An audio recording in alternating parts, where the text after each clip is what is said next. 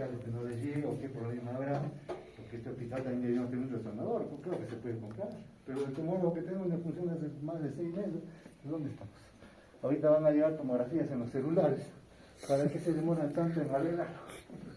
Entonces, este es lo que involucra las funciones superiores, que como les decía, es algo complejo, que solo nos permite tocar algunos aspectos pequeños, mucho más, es toda una subespecialidad, ¿no? Como vamos a ver. Entonces, si nosotros hablamos de trastornos, ya hablando ya en la teoría, hablando de conceptos generales, ya hablando de los trastornos en sí,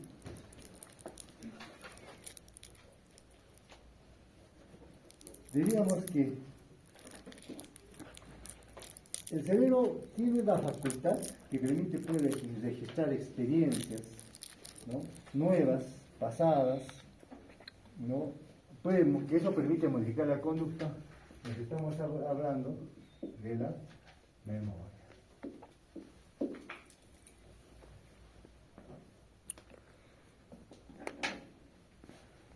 Entonces, ¿cómo está organizada la memoria?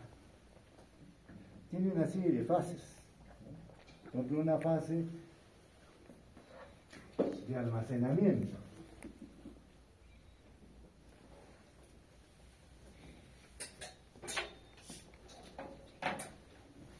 Otra fase de aprendizaje.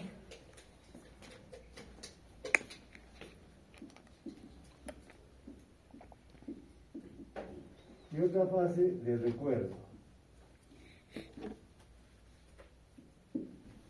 Y los trastornos pueden referirse a cualquiera de estos niveles que ya tenemos aquí. Pase. 31 minutos, ya se pasó. No debería abrir la puerta. Bueno, entonces, en el aprendizaje, ¿qué se hace? Registra, pues, ¿no?, los conocimientos, ¿no? Un registro de la información sensorial. Y unos tienen un aprendizaje un poco más que otros, eso depende, ¿no?, de qué comen, ¿no? Porque, como vamos a ver, todo este aprendizaje, todo esto tiene que ver con las proteínas. Por eso cuando uno decía, ¿de dónde vienes tú? De Perú. Ah, de Perú, iban a Europa, a otros países, ¿sabes?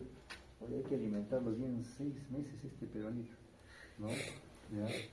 Porque si no, no va a captar, ¿no? Porque la memoria, todo eso es un juego de proteínas. Si no tienen proteínas, ¿dónde va a almacenarse el aprendizaje? ¿Dónde se va a almacenar el conocimiento? Entonces tiene que ver con la dieta. Por eso que un desnutrido va a tener un poco más dificultad, ¿no?, léxica que uno que está normal, entre comillas. Entonces el almacenamiento tiene que ver con la codificación, ¿no?, y la consolidación, y también lógicamente si no almacena bien hay olvidos. Y el recuerdo, ya esa es la evocación de lo que ha almacenado, ¿no? Entonces estas 3 fases están íntimamente relacionadas, ¿no? El paciente puede, diríamos, aprender nueva información, puede acceder a una antigua, o como ven los abuelos, se olvidan de lo reciente, no se acuerdan de dónde han puesto la llave, no se acuerdan de una cosa, otra cosa, pero sí se acuerdan bien de lo que ha pasado antes, ¿no? Bien, hablan de su historia, todo lo que ha pasado, y les gusta repetir y redundar de todos esos hechos, ¿no? Lógico, es una forma de también evocar eso para poder hacer sinapsis, porque si el ser humano no hace eso, menos sinapsis, el cerebro se achica y viene pues una demencia. No igual que los argentinos, dicen que los argentinos es una población donde hablan gritando, ¿no? Pero tanto problema neurológico o, diríamos, trastorno neurótico hay, que tratan de desfogar su ansiedad, ¿no? Gritando, ¿no?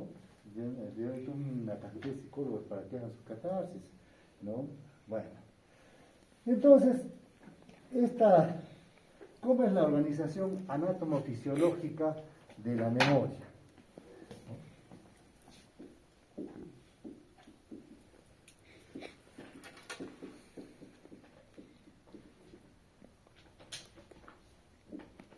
¿Cómo es esa anatomía y fisiología? ¿No? Si tenemos un signo de memoria, ¿cómo está la anatomía, cómo está la fisiología, ¿no?, de la memoria? ¿Qué compromete? En primer lugar, es muy compleja, ¿no? Es muy compleja, y agarremos acá una neurona de las distintas especies y formas que hay, ¿no? Pues imagínense una neurona de los miles de millones que tenemos, ¿no? Entonces, cada neurona tiene su campo bioquímico, ¿no? Una neurona puede conectarse con otras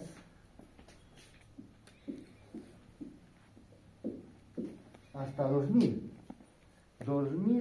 conexiones con su otra homóloga, ¿no? Se imaginan la complejidad que hay, ¿no? Entonces, y eso también nos ayuda, pero como este cerebro funciona como un todo está relacionado con los órganos de sentidos, con todas las áreas, o sea, funciona pues como un bloque. ¿Ya? Por eso es que cuando algunas de las zonas están comprometidas por un infarto cerebral, por ejemplo, o por un bloqueo que ha habido por algún aspecto, un quiste, una calcificación, depende de dónde sea, comienza a haber trastornos en esa personalidad, en esa memoria, ¿no? Es como tener el cerebro de un niño, ¿no? Totalmente limpio. Va creciendo y más impurezas van teniendo. Depende de dice que las enfermedades neurodegenerativas vienen por la forma de vida que ha tenido el ser humano. ¿Qué cosa ha hecho desde niño, joven, ¿no?, para tener este cerebro a esta edad, ¿no? Bueno, entonces, hablando también de la memoria, hablaremos de las partes corticales. O sea, diríamos, esta discusión anatómica de la memoria, ¿no?, que tiene que tener un arreglo orgánico, y también de lo orgánico, lo psíquico, lo funcional, no olvidemos, porque cuando tomamos una tomografía estamos viendo una parte orgánica, pero la parte funcional no la estamos viendo. Por eso es que ahora vienen las neuroimágenes funcionales, donde ya podemos ver funcionalmente qué cosa está alterándose, ¿no?, porque a nivel orgánico, estructural, no se ve nada, ¿no? Entonces, la consolidación de la memoria depende, hemos dicho, ¿no?,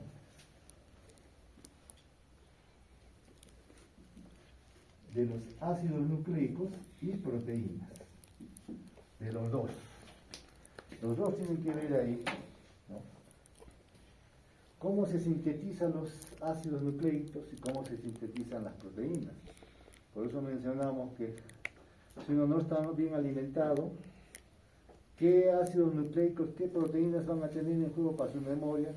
No resulta su 100% de efectividad, ¿no? Pero también tenemos que poner de que esto puede bloquearse, ¿no? Esto puede, diríamos, lo podemos entender con el nombre de una inhibición.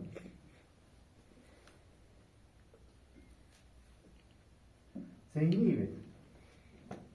Pero ¿qué cosas pueden inhibir a esto que en el fondo fue la memoria, ¿no? Por ejemplo, tenemos algo que muchos usamos aquí, porque somos una región donde se saca mucho impuesto a la vida, ¿no? El alcohol.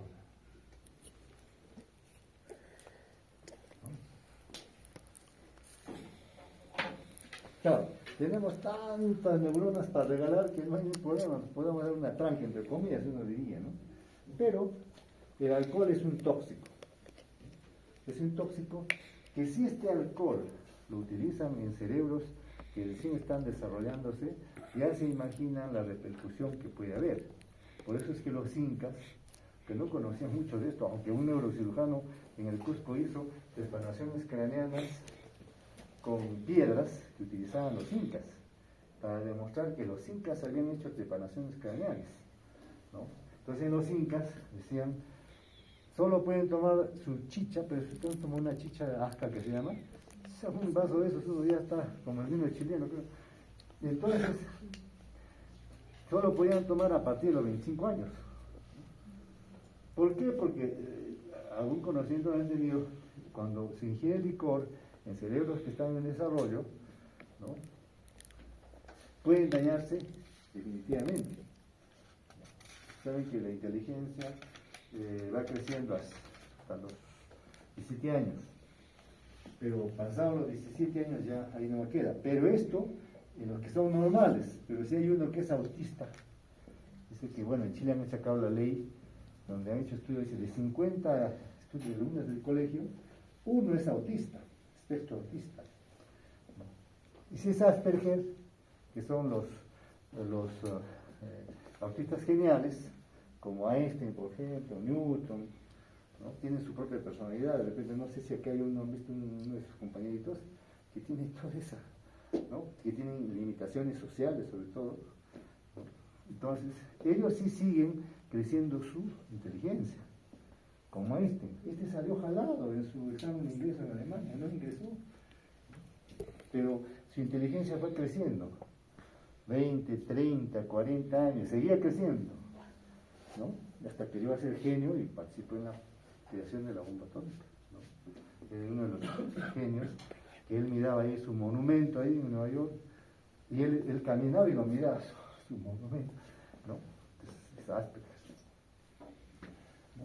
Entonces, bueno, ellos sí, pero en todo caso, si uno está en formación de sus esferas cognitivas, todo, y en desarrollo, y toma un tóxico como el alcohol, daña, ¿no?, lo daña. También pueden ser agresiones físicas. Las agresiones físicas pueden producir también inhibición, ¿no?, de esta memoria, a veces ligados también a enfermedad de Parkinson, como han visto, por ejemplo, casos Clay, un famoso boxeador, que terminó con Parkinson, con su cuadro de deterioro cognitivo, ¿no?, los golpes, las agresiones, repetidas, por supuesto, ¿no? Aunque se ha hecho estudios de repente que un solo golpe puede dañar tanto, bueno, esto es interrogante. Mientras más golpes, la inhibición va a ser mayor, ¿no? También electroshock, ¿no? Entonces, el electroshock utilizamos para pacientes que no hemos usado drogas antipsicóticas y no las controlamos, ya estamos dándole en dosis súper tóxicas que va a dañar sus órganos. Entonces, lo único que nos queda es el electroshock. Yo tenía un paciente, parece que le hacía bien, y quería que le recete el electroshock, no sé de dónde, el electroshock uno para que le den porque le ayudaba seguramente a su impulsividad, ¿no? Ya sabía que al ir al electroshock se controlaba, porque su impulsividad no la podía controlar él. O también se puede inhibir con la ingesta de sustancias, ¿no?, como por ejemplo cuando uno consume escopolamina o algunos anticolinérgicos, ¿no?, que pueden bloquear la consolidación de la memoria, ¿no? Entonces los medicamentos también bloquean la memoria, ¿no? Por ejemplo, está escrito la benzodiazepinas, el clonazepam, a veces cuando se usa mucho, por encima de 1 miligramo ya, ¿no?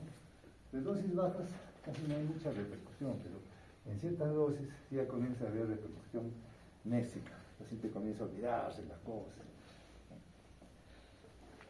En resumen, la memoria tiene que trabajarse con un neurotransmisor, y es importante saber cuál es el neurotransmisor que trabaja en la memoria, que es la acetilcolina. Como ustedes vean productos para el tratamiento de la demencia, como están utilizando hoy en día, cloraphenolmelanina y otros productos, van a ver que actúan trabajando con la acetilcolina. ¿no? Esa es una función esencial en el funcionamiento de la memoria a nivel de una zona vital muy importante, noble, como es el hipocampo. Es ahí donde nosotros hacemos los estudios patológicos, porque si no, producen miles de cortes en el cerebro. Entonces, este lugar es muy importante, ¿no?, para poder definir qué es una zona vital, porque muchas veces no hay nada totalmente normal en la tomografía de resonancia, pero nos vamos a hacer un estudio de esa zona y ahí encontramos este dato, ¿no? Entonces, ¿cuál es la capacidad de la memoria que estamos hablando limitada? Nos estamos refiriendo al olvido. El olvido o la distorsión de los recuerdos, también podemos mencionar, ¿no? Algunos tienen unas capacidades mnemotécnicas pero increíbles. Por ejemplo, había un basquetbolista. Dice que el básquetbol es un deporte donde ayuda mucho a la práctica de la memoria, ¿no? A una vez no le gusta estudiar poemas, ¿no? Memoriza poemas, no me gusta leer, están memorizando eso. No hay algo más fácil, claro, corre a jugar básquet. Entonces el hecho de pasarle la pelota a su compañerito, tiene que rápido acordarse quién es su compañero, ¿no? Entonces, porque el deporte es rápido. Porque si no funciona la memoria, te equivocaste, que es tu compañero, le estás pasando al rival, ¿no? Entonces, ese tipo de actividad ayuda mucho al ejercicio de la memoria, del deporte. También el hecho de querer meter la bola en el aro de la canasta, ¿no?, para que entre. Entonces ese tipo de actitud de deportes ayuda mucho al desarrollo de la memoria. Por eso que un basquetbolista neoyorquino llegó a leerse, dice el New York Times, en un solo vistazo de pe a pa, ¿no? O sea, son capacidades extraordinarias que pueden tener algunas personas, ¿no?, y que no tiene explicación, ¿no?, que de un vistazo puedan leerse todo eso.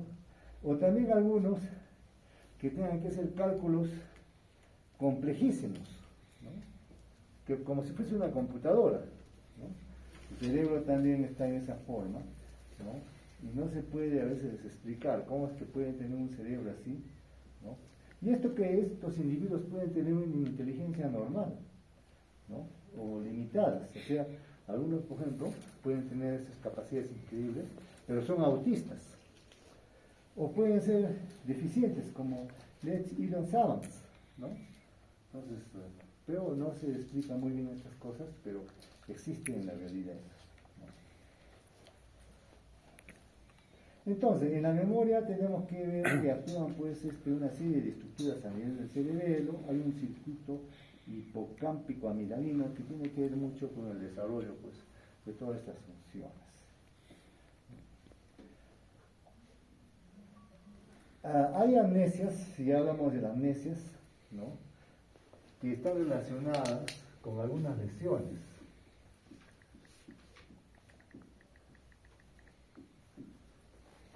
Estas amnesias, podemos hablar, por ejemplo, de las lesiones que hay en los pilares del fórnix, ¿no?, o en el haz mamilotalámico, que desconectan el tálamo del hipocampo. Y también en las lesiones de los pedúnculos talámicos, anterior e inferior, que desconectan el tálamo del neocórtex. Porque el cerebro funciona como un todo. Y si ustedes van a desconectar algunas de sus partes vitales o nobles, entonces va a involucrar una serie de trastornos de las funciones superiores, como en este caso la memoria, ¿no? ¿Y qué tipos de memoria vamos a encontrar? Bueno, hay una serie de clasificaciones, de formas, pero hablaremos en general de dos, por ejemplo, las memorias explícitas y las memorias implícitas. Las memorias explícitas, por ejemplo, tienen que ver con la memoria inmediata, ¿no? Ahí hablamos de la memoria del trabajo también, la memoria episódica, o sea, de hechos, acontecimientos vividos, secuencialmente a través del tiempo. Hablamos de una memoria semántica, en esta memoria explícita que tiene que ver con lo que ustedes están ahora recolectando, ¿no? Información, ¿no? Y la memoria implícita, ¿no? La que se modifica en una conducta en el proceso. Por ejemplo, acá hablamos entonces explícita y de implícita. La implícita, por ejemplo, que es la que tiene, pues, por ejemplo, tiene que ver con las destrezas. Uno que maneja bicicleta, por ejemplo, cómo se sube a vuelo, ¿no? O la destreza que tiene, por ejemplo, un cirujano. Sí, tiene un gran nivel de ser cirujano, ¿no? Cómo manejan, al menos los cirujanos plásticos que han llegado ahí, los tarapos, pues cómo manejan la praxis. ¿Y a dónde llega esto? Que como años trabajan utilizando estas praxis, ¿no? Tiene mucha habilidad, ¿no? Entonces ayuda mucho a la experiencia, la certeza, la praxis y todo esto. Entonces, y la memoria más implícita ahí de saber qué es lo que está haciendo. Entonces hacen cosas excelentes en su trabajo. Y también el condicionamiento simple, por ejemplo, la secreción salival por un estímulo auditivo, también está en la implícita, ¿no? Veamos, por ejemplo, la memoria del trabajo.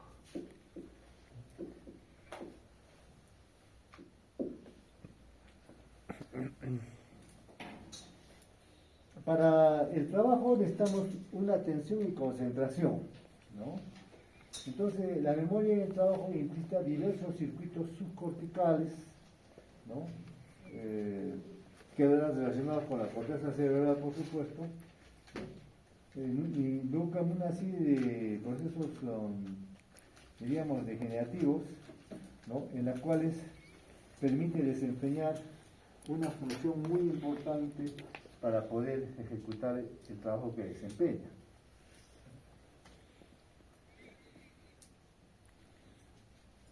En el examen clínico básico de la memoria, diríamos que la memoria inmediata, ¿cuánto tiempo dura? 30 segundos. ¿No? Es muy dependiente de la capacidad de la atención y concentración. Por ejemplo, cuando le decimos en la evaluación, repita usted estos dígitos.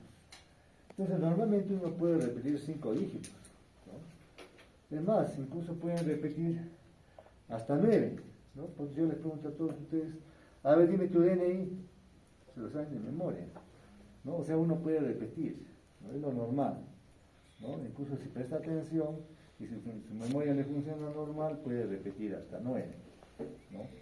Entonces, pero eso a medida que va pasando los años, va viendo deterioro. Puede ser por algún infarto cerebral o por alguna razón, ya no tiene esa capacidad de los jóvenes. Por eso ya han visto en algunas entidades bancarias, vayan a ver ahí, todos son jóvenes, ¿no? Ya no hay personas así de edad, rara vez, ¿no? ¿Por qué? Porque saben que los jóvenes tienen mayor plasticidad neuronal, es menor que vayan a cometer un error. Una persona que ya está mayor, entre comillas, porque tiene un problema neurodegenerativo de repente, entonces ellos quieren asegurarse, porque el dinero está de por medio. Entonces confían más en los jóvenes que en las personas de edad, porque por la edad, por algo, han pasado los años y puede haber algún deterioro, ¿no? Sobre todo a nivel cognitivo. Entonces, la memoria de trabajo a corto plazo se explora pues mediante la capacidad de aprender una lista de palabras. Y cuando hablamos de la memoria semántica, hablamos del significado de las palabras, de las diferentes tareas.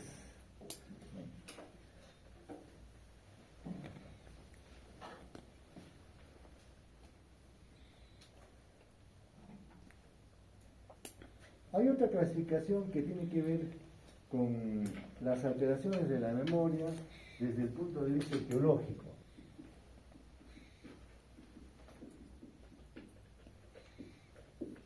La etiología. Por ejemplo, si hablamos de un grupo como son las agudas,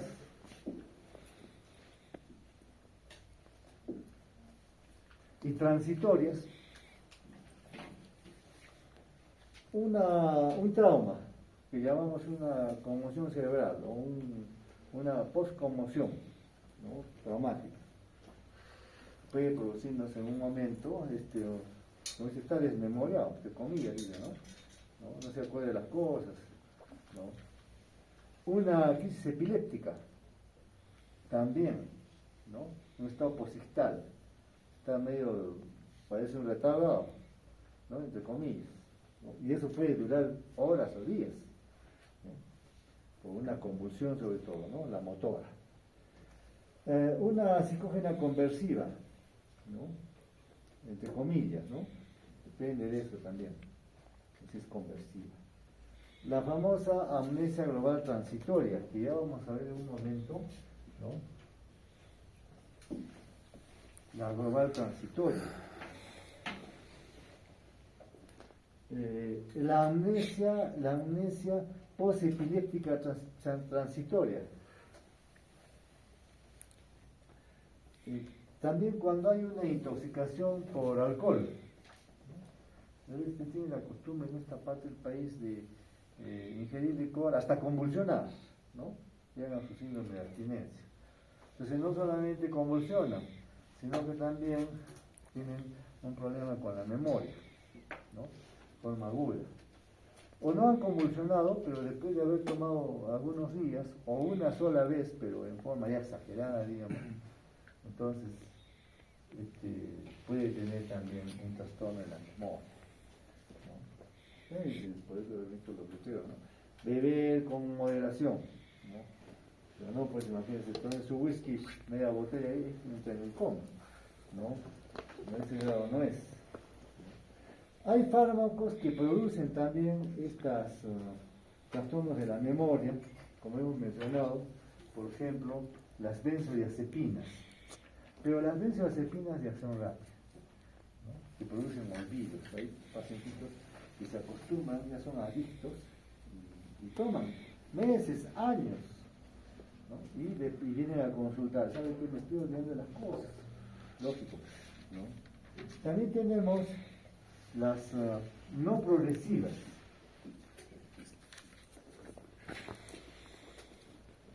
Las no progresivas, mencionaremos, por ejemplo, los abuelos son los que tienen olvidos, ¿no? Benignos, que se les llaman. Se han olvidado de las cosas, se ha olvidado esto aquí y allá. Pero eso ya también es demasiado cuando el abuelo dice, aquí la vamos a comer, pero hace 10 minutos que ha terminado de comer. Por ejemplo, que le dan su porción y ya no tiene hambre, ¿no? Pero él se olvidó, un olvido benigno, ¿no? También los olvidos en estas nombres están los síndromes ansiosos depresivos, ¿no? Eso pasa sobre todo en las damas, ¿no? En las cuales por algún cuadro depresivo X comienzan a olvidarse las cosas, pero no progresan, ¿no? Y son de un tiempo limitado también. Tenemos también, hay unas que son las permanentes, estas van a decir progresan, o algunos dicen residuales. Aquí más bien hay lesiones estructurales, por ejemplo, las lesiones bilaterales en la zona no, por ejemplo, en el hipocampo, por ejemplo. Esto puede producirse en una cirugía epiléptica, ese problema de la cirugía epiléptica, ¿no? Ya no convulsiona, pero ya tiene otros trastornos, nésicos de repente, ¿no? Los infartos. Muchas personas ya de edad de más de 40, 50 años, los infartos son las causas de muchos trastornos. Lo que pasa es que no se pueden detectar muy bien porque son muy pequeños. Por ejemplo, un infarto en el nódulo sinusal, ¿no? Claro, si tiene un infarto en el encéfalo, no hay mucho problema porque ahí te hace puntito, de repente está en una zona noble y no repercute nada. Pero si está en una zona vital puede repercutir algo de acuerdo a donde esté. Si está en el hipocampo, por ejemplo, va a tener muchos olvidos, ¿no? Depende de donde sea. Claro, si hablamos del nódulo sinusal, va a tener una alteración en el ritmo de la conducción cardíaca. Es el cardíaco que le ponga su marcapaso. ¿no?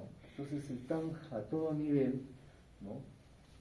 Por una serie de causas, la misma edad, la vida sedentaria, la falta de ejercicios, la dieta, etcétera, etcétera, ¿no? Pero también una encefalitis herpética puede producir también un daño a nivel encéfalo por una lesión, ¿no? A nivel del hipocampo en forma permanente, ¿no? O residual, ¿no? Por encefalitis.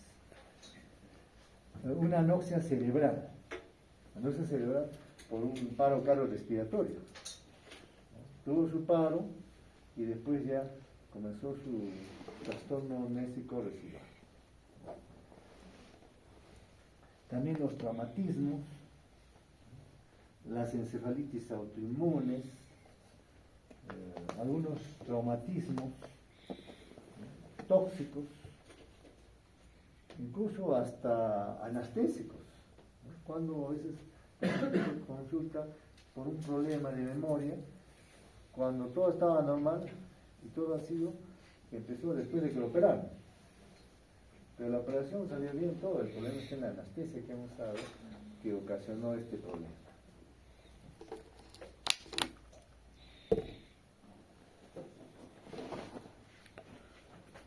Y también algo importante hablar de la encefalopatía de Wernicke-Korsakoff, que también se engloba acá, ¿no?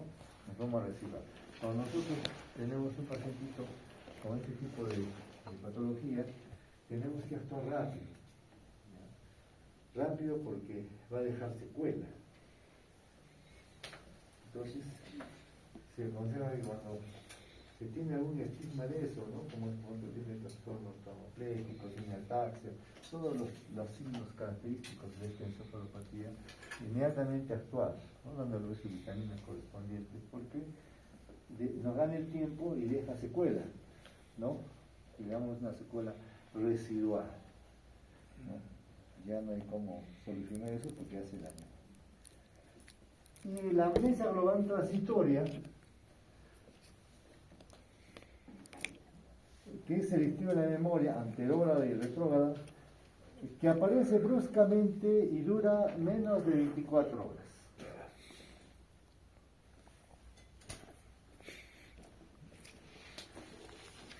No, por ejemplo, yo he tenido dos pacientes. Uno de ellos me llamó la atención porque decía, doctor, ¿sabes? Yo estaba en mi casa y de pronto nomás, yo me acuerdo que yo estaba todavía en mi casa a las 8 de la mañana, pero de pronto a las 10 aparecí en el estadio. Y yo no sé qué cosa he hecho 2 horas, ¿no? Preocupado, por supuesto. Y es la segunda vez que me pasa porque la primera vez no le di importancia y era menos tiempo. Entonces, paciente con una amnesia global transitoria, ¿no? Aquí nosotros también tenemos que tratar, si se repite esto varias veces, que no vaya a ser un tipo de epilepsia, ¿no? Es lógico, epilepsia, como vamos a ver más en otras clases, psicomotora temporal, ¿no? En la cual el paciente comete un homicidio, mata, todo, después no se acuerda, ¿no? Y tener cuidado, ¿no? La amnesia global transitoria, ¿no? Se calcula que hay de 3 a 8 casos por 100.000 habitantes, ¿no? Al año, ¿no? Y 20 casos por 100.000 habitantes por encima de los 50 años. La etiología de la amnesia global es desconocida, no se sabe, ¿no? Solo hay reportes donde se presentan como mayor casos a nivel de 50 años para arriba, ¿no? Pero sí se sabe que el paciente ha tenido a veces estrés físicos, psíquicos muy intensos, ¿no? Que le han hecho presentar este cuadro, ¿no? Otras personas padecen de migraña, ¿no? Migrañosas, otros con una personalidad ansiosa y una gran habilidad emocional que han llevado a este caso. Algunos también han descubierto que se han desencadenado por esfuerzos físicos inhabituales extensos. Por ejemplo, uno escucha a veces, ¿sabe qué es bueno hacer ejercicios? ¿No? Y como es bueno hacer ejercicios y lo capta y si es cierto, que él se pone a hacer ejercicios en forma intensa como para recuperar todo el tiempo que no hizo ejercicios, pues exagera y después termina con una amnesia global transitoria, ¿no? Con una maniobra avanzada muy intensa también, ¿no? Otras a veces por conducir vehículos, como montar caballos, ¿no? Exámenes médicos, a veces una cirugía, ¿no? La inversión en agua caliente o agua fría, ¿no? Pacientes que toman fármacos como diazolam, midazolam, incluso diazepam, roxiloxina, cloroquina, incluso ha habido casos reportados por tomar sildenafilo, ¿no? Ya saben para qué es eso, ¿no? Entonces, a veces toda esa anamnesis se recogemos, ¿no? Para decir es una amnesia global transitoria. Ya no se vuelve a repetir, solamente una sola vez, tal vez hasta dos, y esto, más veces, ya lo vamos a tener que descartar, esto ya puede ser un tipo de epilepsia. Entonces, la amnesia global transitoria tiene una serie de mecanismos, diríamos, patológicos, como es, hay un proceso neurotóxico doble a nivel del hipocampo, una zona muy vital, ¿no? Desencadenado por el estrés físico o psíquico, por ejemplo, ¿no? Entonces hay una congestión del sistema nervioso central profunda, también durante un gran esfuerzo o una maniobra avanzada que también haga ocurrir este proceso a nivel del hipocampo. Una depresión funcional similar, ¿no? Un paciente que tiene aura migrañosa, ¿no? También relacionado con el hipocampo que puede producir esta amnesia, una pacientita con migraña, ¿no? ¿Qué cosa hay en la clínica? Clínicamente, ¿qué encontramos, ¿no? En un pacientito con amnesia global transitoria? Que el comienzo es brusco, ¿no? Rápido, generalmente ocurre en la mañana, casi no por la noche, tampoco al despertar, porque cuando ocurre esas, ya no está hablando de un tipo de epilepsia, ¿no? Y hacen la misma pregunta a veces, sorprendido, por ejemplo, ya hemos comido, ¿a qué hemos venido aquí? ¿Qué hora es? O sea, cosa que sorprende. No ignora su personalidad, tampoco está fásico, puede presentarse ralea, tipo migrañosa. Y el diagnóstico lo hacemos con una exploración neurológica, es lógico para no hacer que sea una epilepsia, nos ayuda un electroencefalograma, aquí, ¿no? Y lógicamente una tomografía, ¿no? Pero una tomografía, a veces una resonancia ampliada podría ser, ¿no? Para ver el hipocampo, porque una tomografía común no nos ayuda. Lógicamente, una funcional sí, un SPECT, por ejemplo, eso sí nos ayuda, ¿no? Para ver cosas residuales.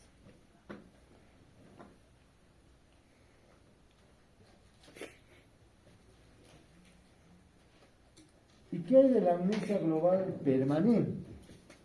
¿No? Pues si ponemos aquí una amnesia global, ahora ya no es temporal, sino permanente.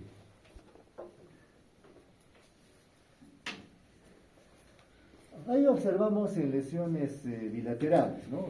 Del sistema temporolímbico, en ambos lados, ¿no? Por ejemplo, por un traumatismo, una cirugía epiléptica, una encefalitis herpética, una anoxia por un infarto, infartos hemorrágicos, una embarazo de arroidea, tóxicos, todo lo que hemos mencionado, ¿no? También la enfermedad de Alzheimer puede estar metido aquí, ¿no? La encefalopatía Wernicke-Korsakoff también está metido aquí. Y cualquiera que comprometa una serie de estructuras, como he mencionado, los pilares del fórnix, ¿no? Se ha descrito, por ejemplo, algunas amnesias residuales por el uso de cannabis y el uso del electroshock, pero todavía no está tan cierto eso porque no se definió muy bien. ¿Cuál es el cuadro clínico?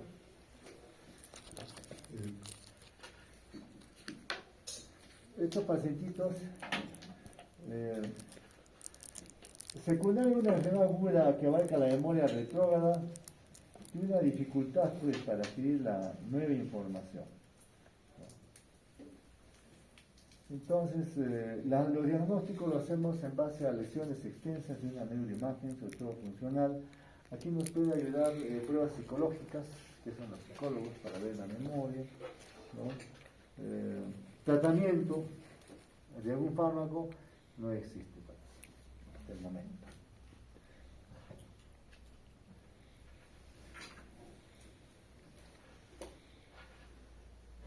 Y veamos ahora otro aspecto como es las alteraciones del lenguaje y del habla.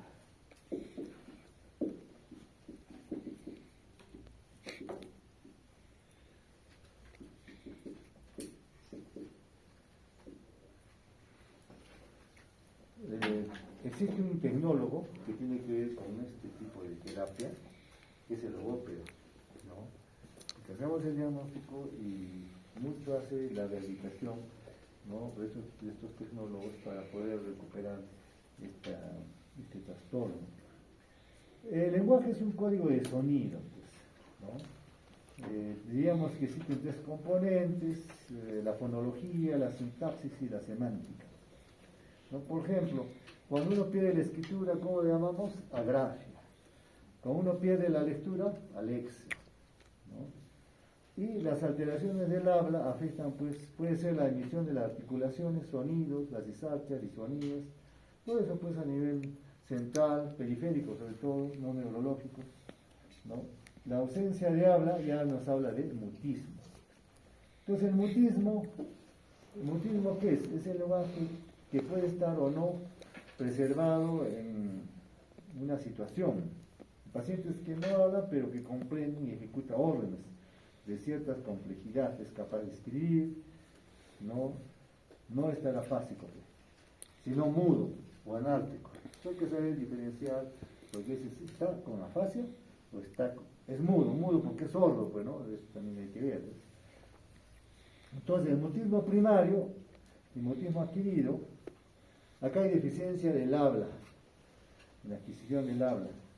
Esto es en los sordos, por ejemplo, por nacimiento, ¿no? Un sordito, entonces, es mudo, ¿no? Entonces, ya no es afásico, ¿no?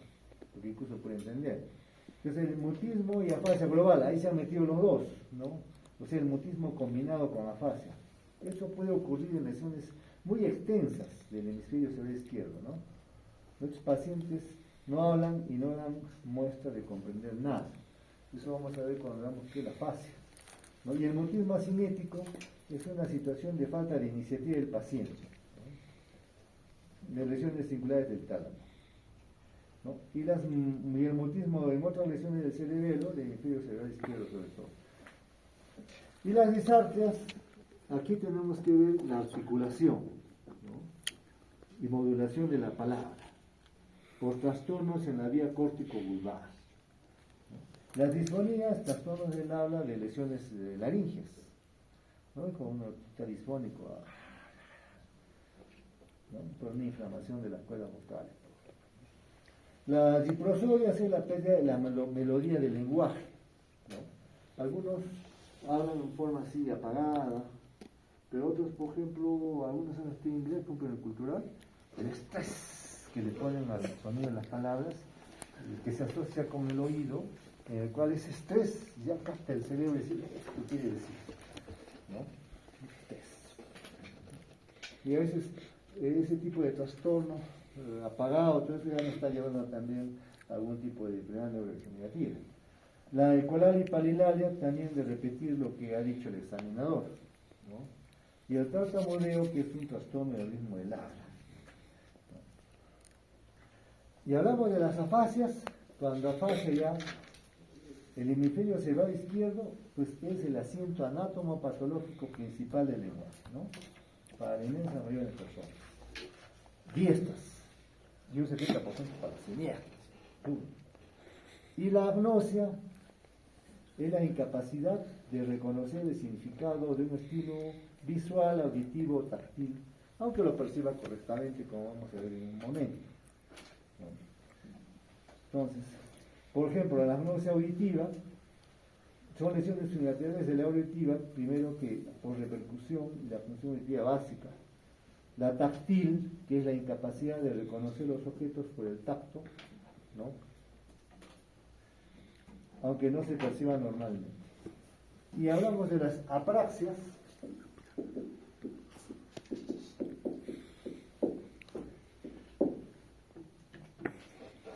que son lesiones corticales, ¿no?, de los circuitos de los ganglios basales. En sí, la apraxia, ¿qué cosa es? Es la incapacidad de ejecutar un movimiento espontáneo o aprendido, ¿no? Porque dicen que los buenos cirujanos tienen buena praxis, ¿no? Porque cuando le ponen A, ya es incapacidad, ¿no? Entonces, y acá está relacionado con una serie de coordinaciones, desde el cerebelo, ¿no?, a la corteza, ¿no? O sea, todo está relacionado, porque a veces, así que está medio todo piquear pasado. Y uno en el cerebro y lo encuentra en un proceso en esa zona, ¿no? Entonces, al examen clínico hay que solicitar al paciente que haga, por ejemplo, determinados gestos para ver dónde está, de acuerdo a la clase que uno quiere examinar. Por ejemplo, si hablamos de una clasificación de las apraxias, la bucolingual, por ejemplo, mueve la lengua y los labios todos en todas direcciones, ¿no?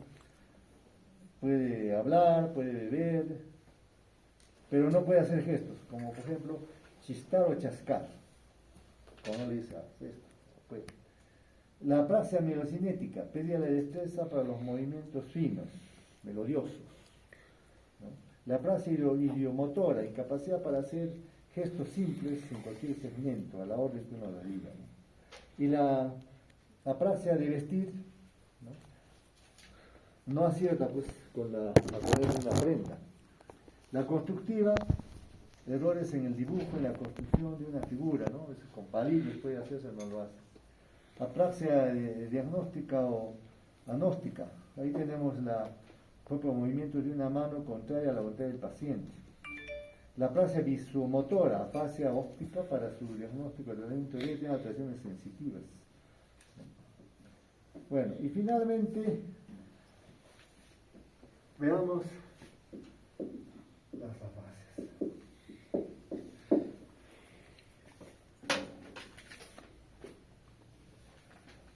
Bueno, en las afasias, sí he estudiado afasias que tienen que ver con la expresión del lenguaje, ¿no?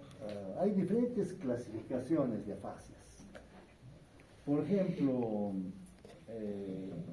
Greenwich, por ejemplo, nos dice algo bien práctico, corticales, por ejemplo. Hablaremos las corticales. En las corticales podemos encontrar la no fluida, la fluida y la global. Las subcorticales es una clasificación de las muchas que hay, que las divide en dos, por ejemplo, talámica y los ganglios basales. Putamen, por ejemplo. Putamen, caudado, caso de interno. A ver, veamos las corticales, una afasia, la no fluida.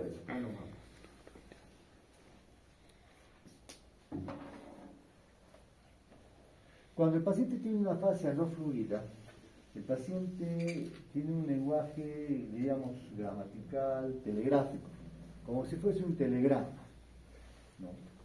Conserva la capacidad de comprensión, el paciente comprende, ¿no? Pero el problema está que cuando habla, no puede expresar lo que él quisiera. Por ejemplo, si uno le describe, por ejemplo, a ver, diga usted cómo se siente, cómo está usted en el hospital, cómo está el clima, cómo está aquí, él no diría pues con todas esas palabras, simplemente como si fuese un telegrama. Diría hospital bien frío, por ejemplo, ¿no? Parece un telegrama. Él entiende, pero tiene un problema con la fluidez del lenguaje, ¿no? La escritura está comprometida, por supuesto, ¿no? Las lesiones frecuentemente se acompañan de qué, ¿no? Como tiene un problema de afasia, fíjense en las lesiones, si hay hemiparesias, hemicejías. En el caso de la no fluida, hay hemiparesias. Si la del lenguaje está en el lado izquierdo, lógicamente está en el lado derecho. Fascio brachiocural, bueno, algún tipo de afasia, de acuerdo a cuánto daño ha tenido esa zona, ¿no? También puede haber una displasia bucofacial. Entonces la lesión no solo compromete el área de Broca, sino también la circunvolución frontal, las áreas 4, 44, 45 de Brodmann, las áreas de región frontal, por ejemplo, las 6, 8, 9, 10, 46 de Brodmann, ¿no? Ya vamos a ver un poquito más cuando nos referimos a la de Broca y de Wernicke, pero esta no fluida está relacionada más con la lesión. Y las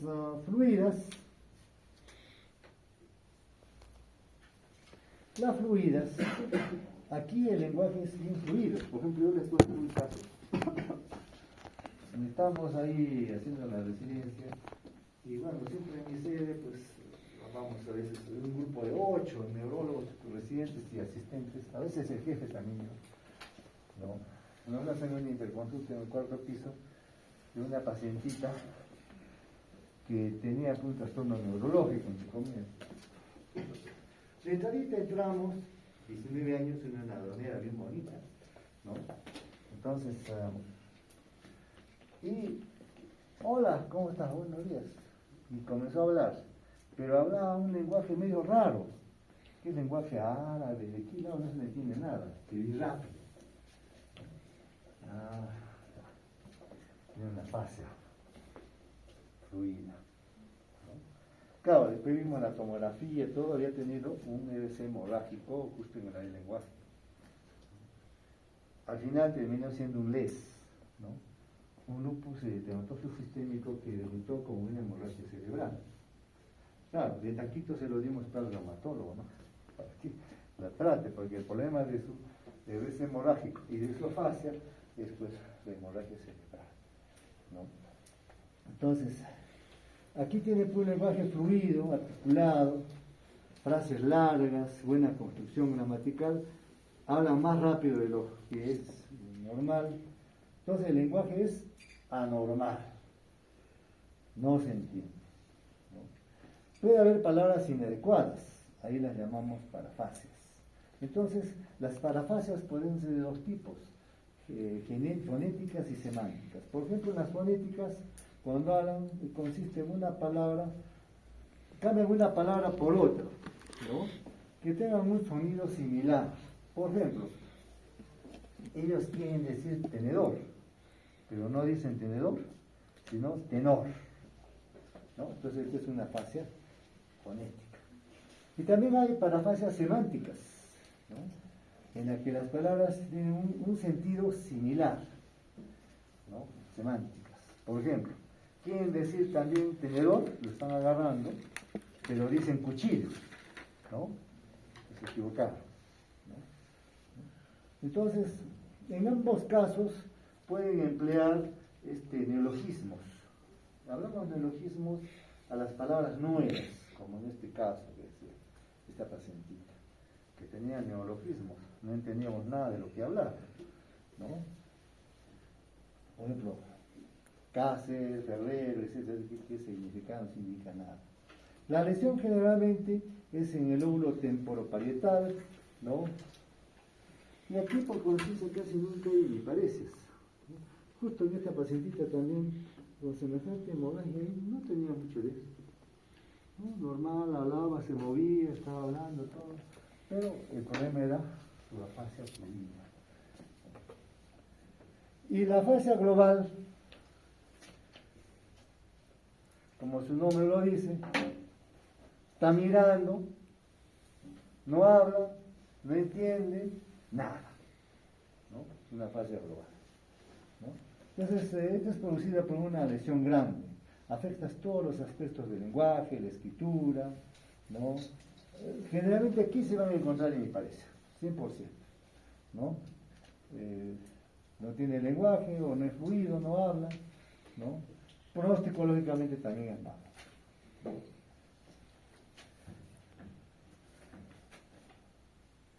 Y hablamos de afasias, generalmente las afasias, bueno, si hablamos de las afasias talámicas, bueno, ya te lo anotaba acá. Las talámicas, por ejemplo, son lesiones del núcleo anterolateral del tálamo, presentan un lenguaje fluido, incluso logorreico, ¿no? La comprensión puede estar afectada, acá puede haber problemas de atención, de memoria, de afasia aguda, ¿no? Y en los de núcleos basales, por ejemplo, el putamen, ¿no? La lesión corresponde a la cabeza del núcleo caudado y la sustancia blanca adyacente al vaso anterior de la cápsula interna. Aquí vamos a encontrar disartia, el lenguaje es fluido, la comprensión es comprometida, y es común también, lógicamente, por ahí se entrecruzan las filas que hay en el país, ¿no? Y para terminar, clásicamente hablamos de la no fluida o, como hemos mencionado, Broca, ¿no? En la de Broca, ¿cómo será? No, igual porque hemos mencionado, afecta el lenguaje espontáneo, dominación, repetición, comprende si comprende lo que se le dice, hay parencia facio-braquial y la lesión a esa región, a nivel de la región frontal, ¿no? Y la de Wernicke, estaría por ahí, ¿no? Hay hemianopsia y lesión de las lesiones ópticas, de las lesiones posterior lobo temporal, hay parafasias, por supuesto, porque hemos hablado germafasias, o sea, palabras inadecuadas, ¿no? Parlotean como esta pacientita sin sentido, hablan y no se entiende nada, ¿no?